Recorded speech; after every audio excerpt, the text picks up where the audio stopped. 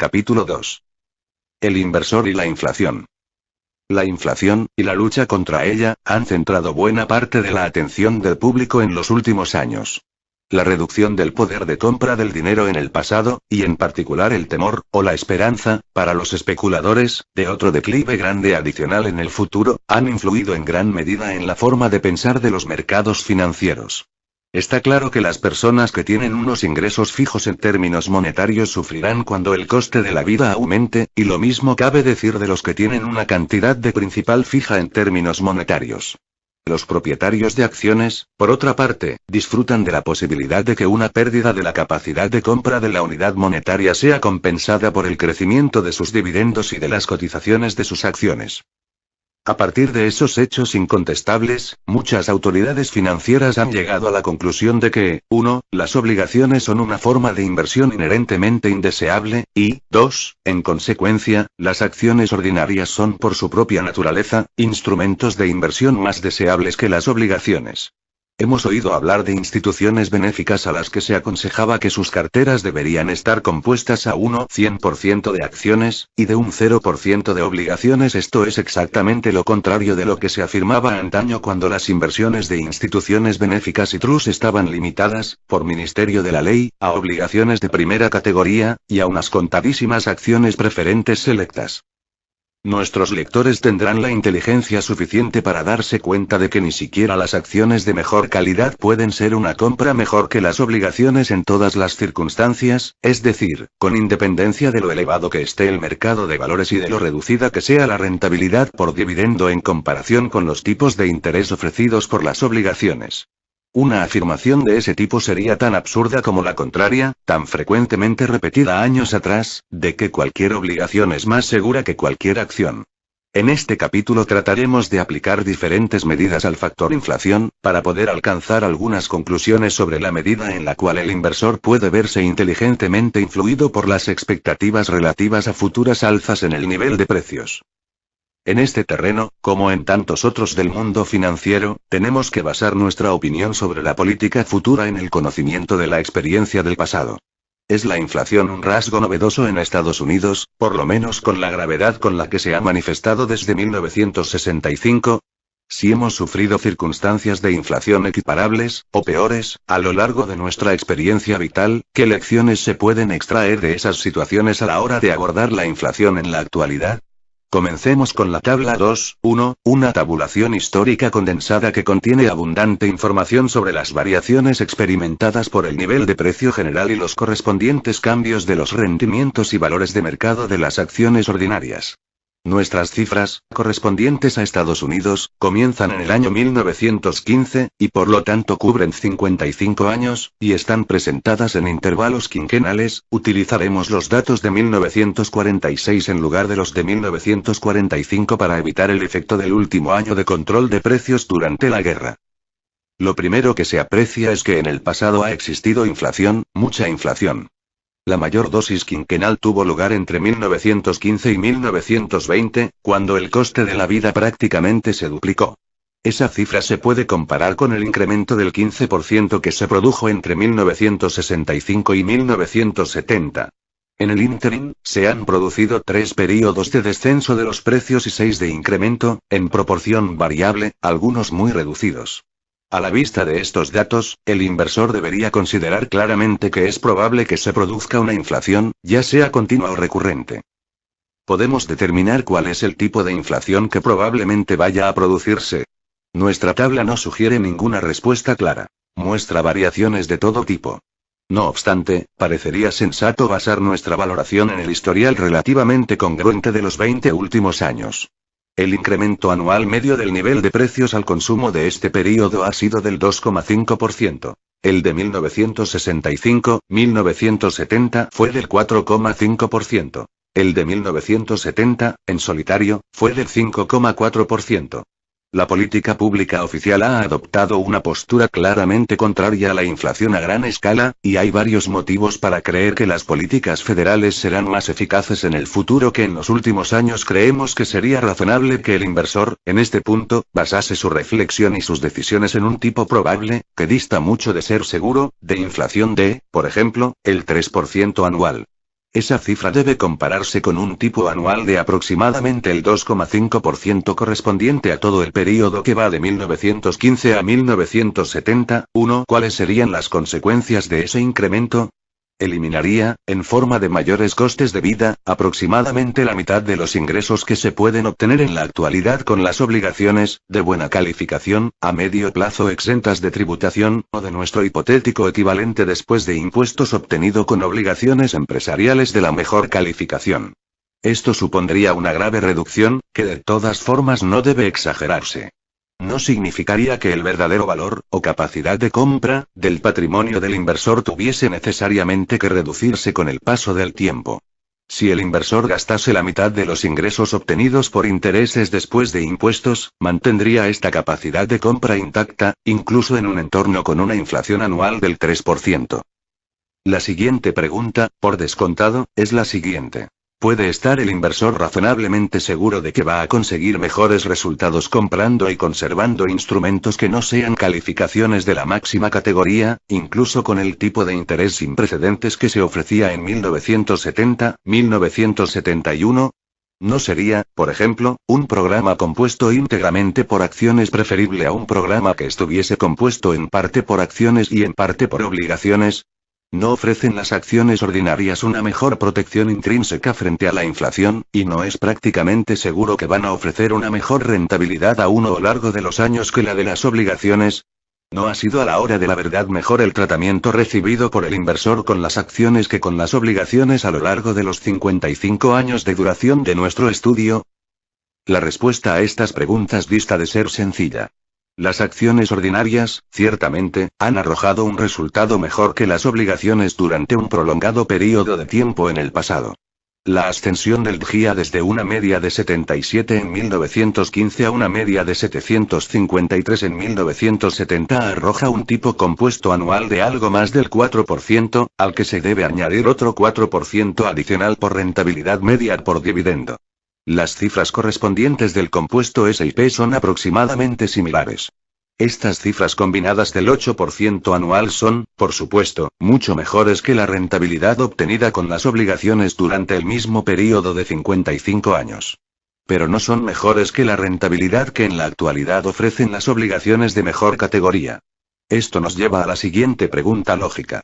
¿Hay algún motivo convincente para creer que las acciones ordinarias van a conseguir unos resultados mucho mejores en los años venideros de lo que han conseguido durante las últimas 5 décadas y media?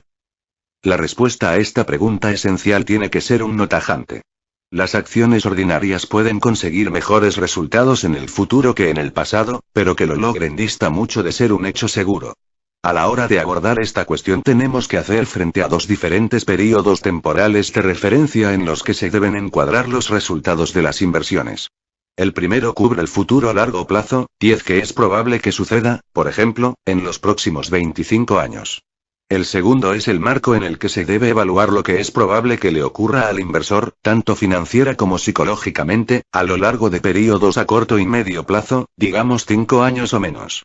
Su mentalidad, sus esperanzas y aprensiones, su satisfacción o insatisfacción con lo que ha hecho, y, sobre todo, sus decisiones sobre 10 que tiene que hacer a continuación, vienen determinadas no por una panorámica retrospectiva de toda una vida de inversión, sino por su experiencia de año en año. En esta cuestión podemos ser categóricos. No hay conexión temporal estrecha entre las condiciones inflacionarias, o deflacionarias, y la evolución de las cotizaciones y beneficios de las acciones ordinarias. El ejemplo más claro es el período reciente, 1966-1970. La subida del coste de la vida fue del 22%, la mayor en un período de 5 años desde 1946, 1950. Sin embargo, tanto los beneficios como las cotizaciones de las acciones, en conjunto, han descendido desde 1965. Existen contracciones similares en ambas direcciones en los historiales de períodos quinquenales precedentes. Inflación y beneficios empresariales. Otra forma muy importante de abordar esta cuestión consiste en estudiar el tipo de beneficios sobre el capital generado por las empresas estadounidenses. Dicho tipo, evidentemente, ha fluctuado junto con el tipo general de actividad económica, pero no ha mostrado una tendencia general a aumentar con los precios al por mayor o con el coste de la vida. De hecho, dicho tipo se ha reducido de manera muy acusada durante los últimos 20 años, a pesar de la inflación experimentada en dicho periodo. En cierta medida, la reducción se debió a la aplicación de unos tipos de amortización más liberales, véase la tabla 2.2. Nuestros estudios extendidos nos han llevado a la conclusión de que el inversor no puede contar con obtener un tipo muy superior al tipo quinquenal más reciente obtenido por el grupo GIA. Aproximadamente el 10% sobre el valor neto de los activos tangibles, valor contable, subyacente a las acciones 2, teniendo en cuenta que el valor de mercado de tales emisiones está muy por encima de su valor contable, por ejemplo 900 de valor de mercado en comparación con 560 de valor contable a mediados de 1971, los beneficios sobre el precio de mercado vigente ascienden únicamente a aproximadamente el 6,25%. Esta relación se expresa, por lo general, de forma inversa, o múltiplo de beneficios, por ejemplo, que el precio actual del GIA, que asciende a 900, es igual a 18 veces los beneficios reales de los 12 meses que concluyen en junio de 1971. Nuestras cifras encajan perfectamente con la idea que se planteaba en el capítulo anterior, que sugería que el inversor puede esperar un rendimiento por dividendo medio de aproximadamente el 3,5% del valor de mercado de sus acciones, más una apreciación de aproximadamente el 4% anual, resultante de la reinversión de beneficios. Se debe tener en cuenta que en este cálculo se supone que cada unidad monetaria añadida al valor contable incrementa el precio de mercado en aproximadamente 1,60 unidades monetarias. El lector alegará que en última instancia nuestro cálculo no tiene en cuenta el incremento de los beneficios y los valores de las acciones que resultan de nuestra inflación anual prevista del 3%. Justificamos nuestra postura en la falta de signos de que la inflación de una entidad equiparable en el pasado haya tenido cualquier tipo de efecto directo sobre los beneficios por acción declarados. Las frías cifras demuestran que la totalidad de la gran ganancia obtenida por la unidad del GIA durante los últimos 20 años se debió a un gran crecimiento proporcional del capital invertido derivado de la reinversión de beneficios. Si la inflación hubiese operado como factor independiente favorable, su efecto habría sido el de incrementar el valor del capital previamente existente. A su vez, esto debería haber incrementado el tipo de beneficio de dicho capital antiguo y, por lo tanto, del capital antiguo y del nuevo combinado.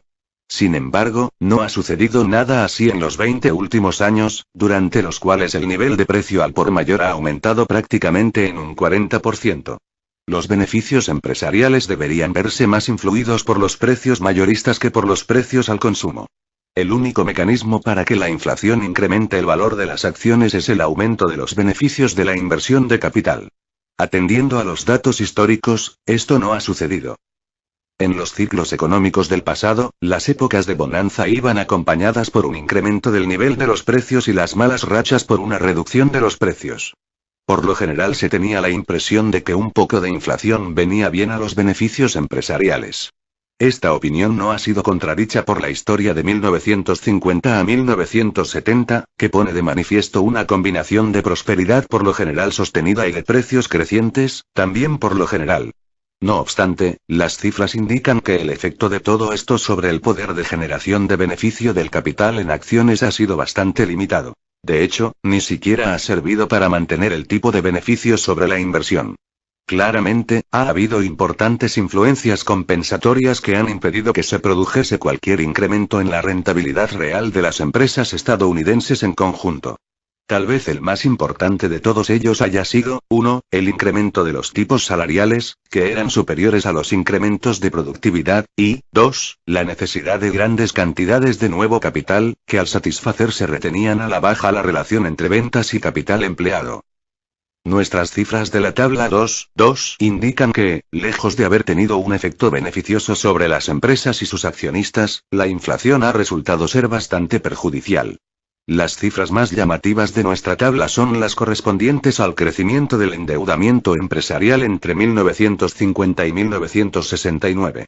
Es sorprendente la poca atención que han prestado los economistas y el mercado de valores a esta evolución. El endeudamiento de las empresas se ha ampliado multiplicándose casi por 5, mientras que sus beneficios antes de impuestos se han multiplicado por poco más de 2. Con el incremento de los tipos de interés durante ese periodo, es evidente que el endeudamiento agregado de las empresas en la actualidad constituye un factor económico negativo de cierta magnitud y es un verdadero problema para muchas empresas individuales.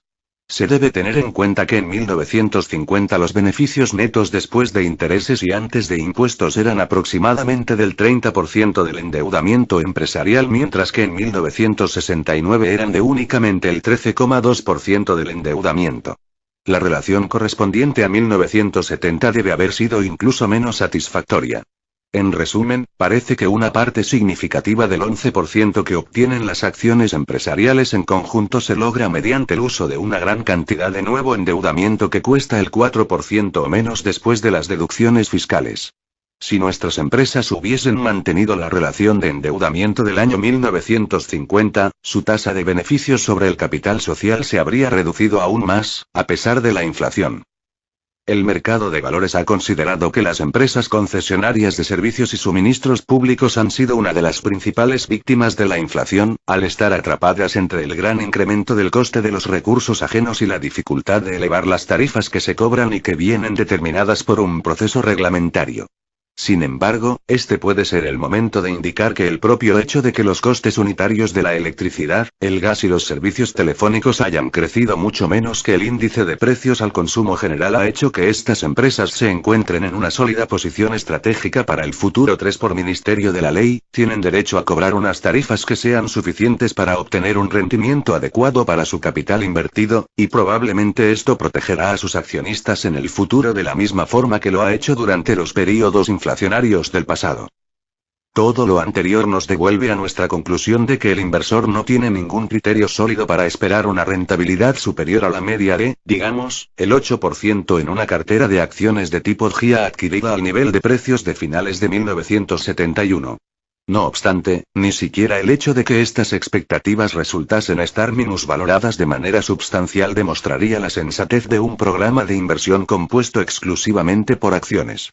Si el futuro tiene algo garantizado es que los beneficios y el valor de mercado anual medio de una cartera de valores no crecerá a un tipo uniforme del 4% ni de ninguna otra cifra.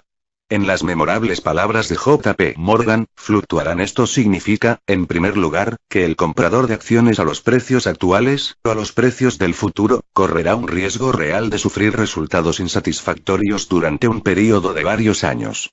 Fueron necesarios 25 años para que General Electric, y el propio GIA, recuperase el terreno perdido en la debacle de 1929-1932. Además, si el inversor concentra su cartera en acciones, es muy probable que se deje llevar por los arrebatadores incrementos o por los deprimentes declives. Esto resulta especialmente cierto si su razonamiento le lleva a expectativas de inflación adicional.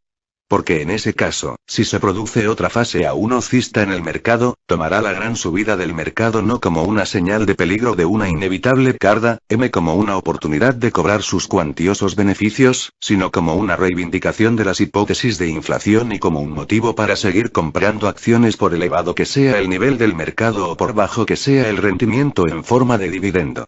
Ese es el camino hacia el crujir y rechinar de dientes. Alternativas a las acciones como cobertura frente a la inflación. La política ordinaria de las personas de todo el mundo que desconfían de su divisa ha sido comprar y conservar oro. Esta actividad ha sido ilegal para los ciudadanos de Estados Unidos desde 1935, por fortuna para ellos. En los últimos 35 años el precio del oro en el mercado abierto ha pasado de $35 por onza a $48 por onza a principios de 1972, un incremento de únicamente el 35%. Sin embargo, durante todo este tiempo, el tenedor de oro no ha recibido ningún tipo de renta por su capital y, al contrario, ha sufrido ciertos gastos anuales por el almacenamiento. Evidentemente, habría conseguido mucho mejores resultados con su dinero si lo hubiese depositado a plazo en un banco, a pesar del incremento del nivel general de precios.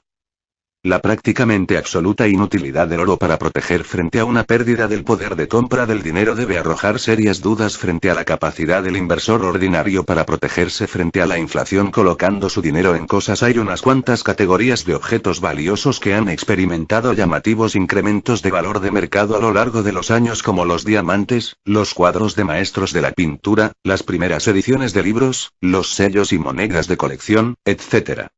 Sin embargo, en muchos si no en la mayoría, de estos casos, parece haber un elemento de artificialidad o desequilibrio o incluso irrealidad en los precios ofrecidos.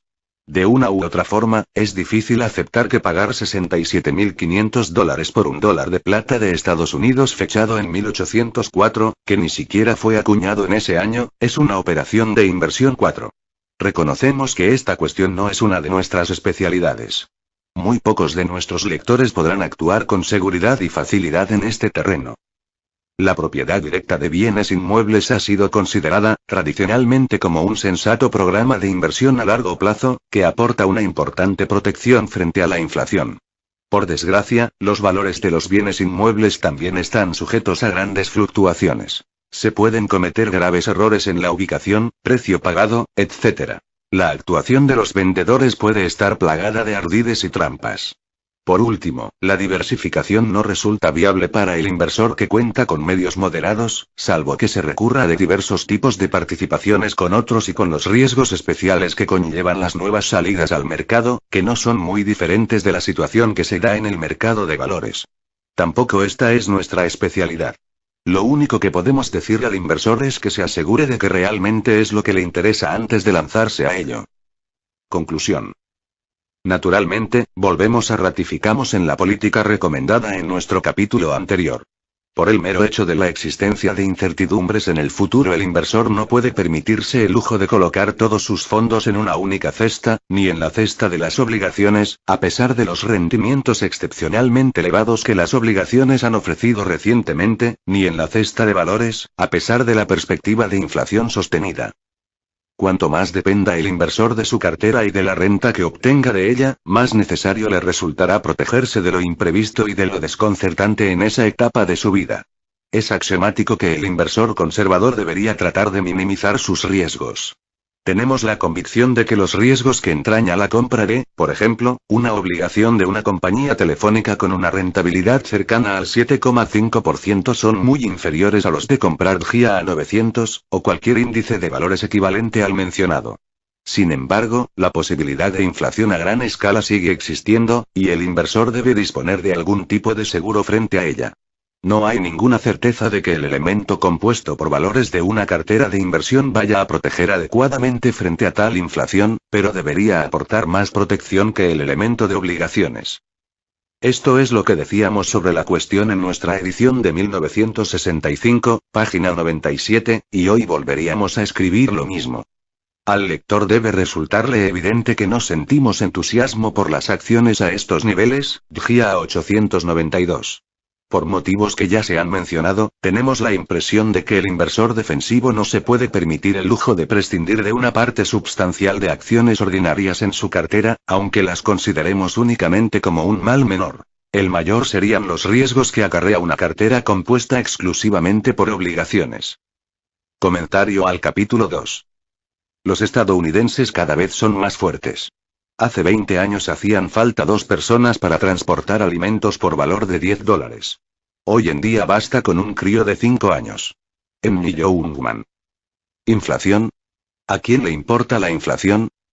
Después de todo, el crecimiento anual del coste de los bienes y servicios registró un promedio de menos del 2,2% entre 1997 y 2002, y los economistas creen que hasta ese tipo mínimo puede estar sobrevalorado. Piense, por ejemplo, en cómo se han desplomado los precios de los ordenadores y la electrónica de consumo, y cómo ha mejorado la calidad de muchos productos, lo que significa que los consumidores están obteniendo un mejor valor por su dinero. En los últimos años es probable que el verdadero tipo de inflación en Estados Unidos haya rondado el 1% anual, un incremento tan infinitesimal que muchos expertos han proclamado que la inflación ha muerto. La ilusión del dinero. Existe otro motivo por el que los inversores pasan por alto la importancia de la inflación. Lo que los psicólogos denominan la ilusión del dinero. Si consigue un incremento salarial del 2% un año en el que la inflación llega al 4%, es prácticamente seguro que se sentirá mejor que si sufriese un recorte salarial del 2% durante un año en el cual la inflación fuera igual a 0. Sin embargo, las dos modificaciones salariales le dejarían prácticamente en la misma situación. Un 2% peor después de la inflación. Mientras la variación nominal, o absoluta, sea positiva, lo consideramos positivo, aunque el resultado real, o después de la inflación, sea negativo. Además, cualquier variación de su salario será más vívida y específica que el cambio generalizado de precios en el conjunto de la economía. De la misma manera, a los inversores les encantaba conseguir un 11% en sus depósitos a plazo en 1980, y están profundamente decepcionados obteniendo únicamente el 2% en 2003, aunque perdiesen dinero después de la inflación en aquella época y se mantengan en un nivel similar a la inflación en la actualidad. El tipo nominal que obtenemos aparece impreso en los anuncios del banco y en los pasquines que colocan en sus escaparates, y si ese número es elevado nos sentimos bien. Sin embargo, la inflación erosiona ese número elevado de manera subrepticia. En lugar de colocar anuncios, la inflación se limita a robar nuestro patrimonio. Por eso es tan fácil pasarla por alto, y por eso es tan importante medir el éxito de la inversión no solo en función de lo que se obtiene, sino en función de lo que se conserva después de la inflación. En un plano aún más básico, el inversor inteligente debe estar siempre en guardia frente a cualquier cosa imprevista o subestimada. Hay 3 buenos motivos para considerar que la inflación no ha muerto. En un período tan reciente como el que va de 1973 a 1982, Estados Unidos experimentó uno de los períodos inflacionistas más dañinos de su historia. Medidos en función del índice de precios al consumo, los precios se multiplicaron por más de 2 durante ese período, ascendiendo a un tipo anualizado de casi el 9%. Únicamente en 1979 la inflación alcanzó el 13,3%, paralizando la economía con el fenómeno que se conoció como estanflación, que llevó a muchos comentaristas a dudar de que Estados Unidos pudiese competir en el mercado mundial.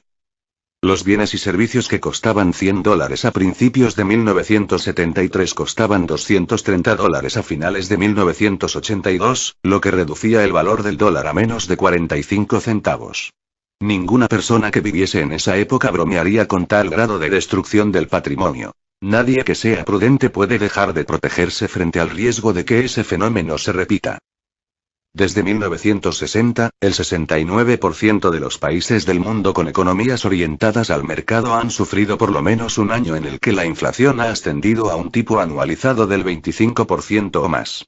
Como media, esos periodos de inflación han destruido el 53% de la capacidad de compra de los inversores.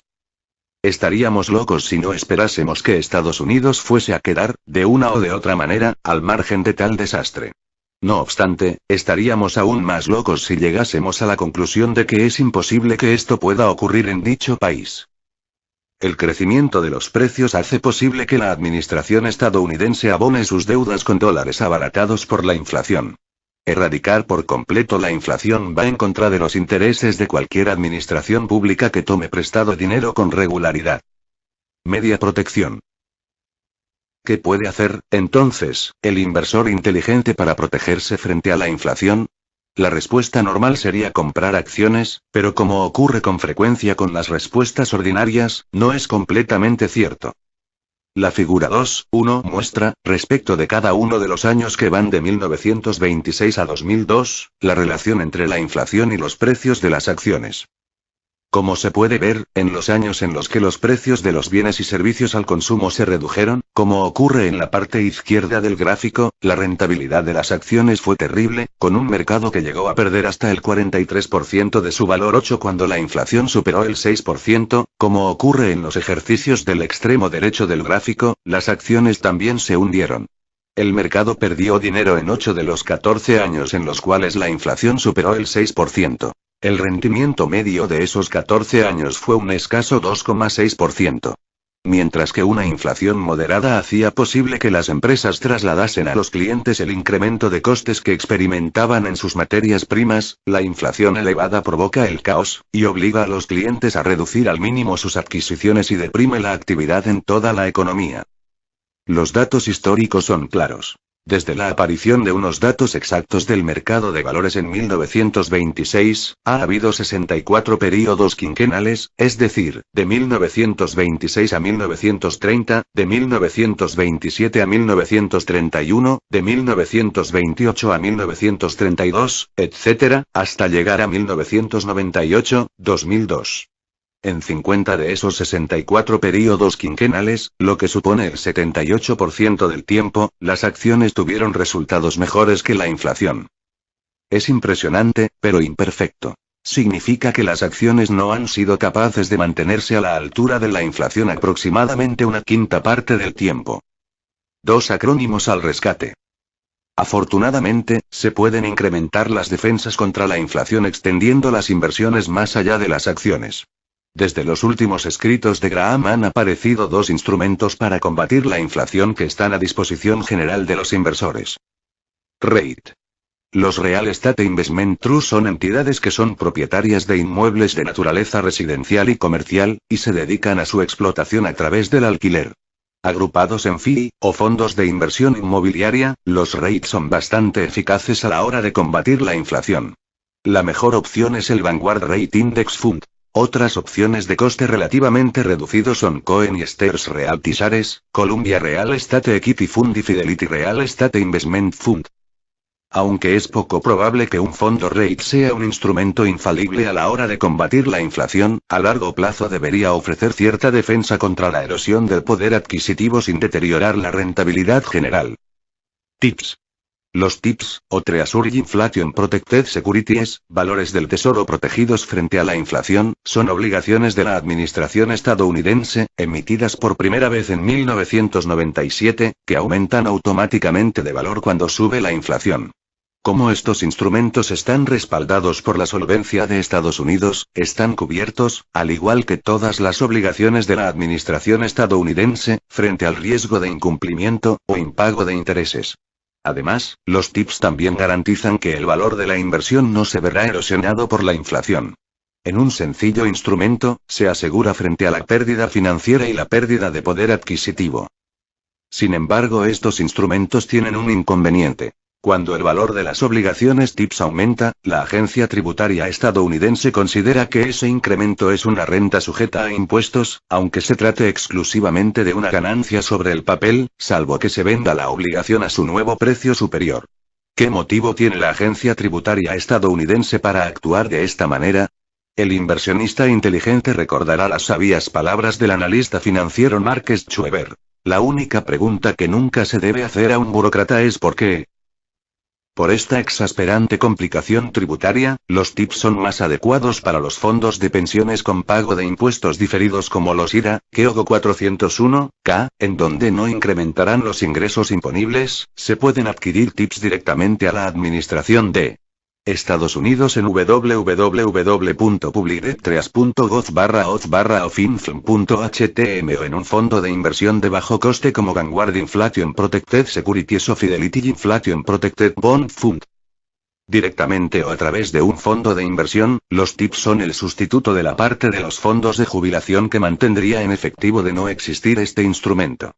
No haga operaciones de mercado con ellos. Los TIPS pueden sufrir volatilidad a corto plazo, por lo que es mejor considerar que se trata de una pertenencia permanente, vitalicia, para la mayoría de los inversores. Destinar por lo menos un 10% de los activos de jubilación a TIPS es una forma inteligente de mantener una parte de los fondos de manera absolutamente segura, y absolutamente al margen de hágase invisibles zarpas de la inflación.